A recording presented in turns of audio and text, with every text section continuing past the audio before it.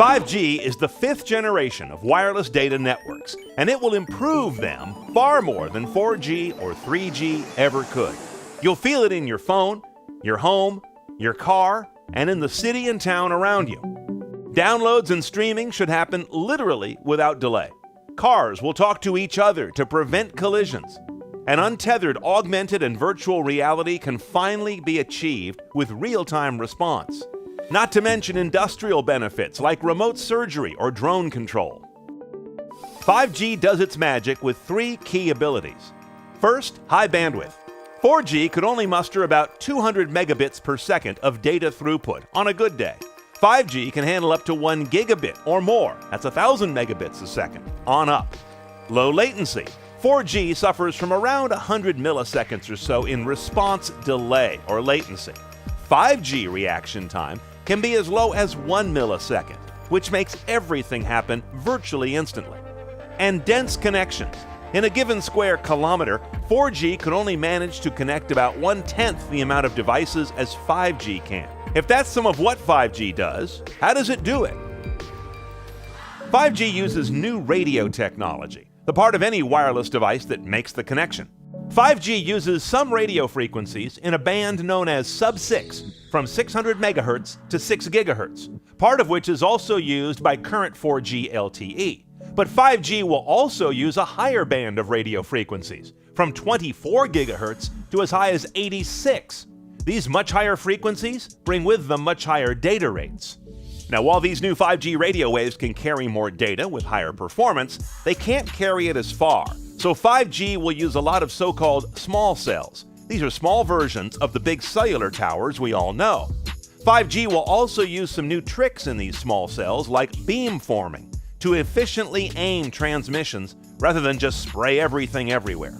The bottom line, though, you will need new phones, tablets, portable hotspots, and the like, with a 5G radio inside to connect to the new 5G networks. Your current 4G or even 3G gear can't tap into it. 5G networks will also position more data and computing resources closer to you that will avoid blunting 5G's low latency benefits. Most of us do think of phones when we think of wireless networks, but phones may actually be the least interesting thing about 5G. It will also power autonomous cars, so they have awareness of every other car, bike, pedestrian, and traffic signal around them. Smart cities based on 5G can make almost anything that's electric also connected and aware. When a bridge needs repair, why can't it tell someone?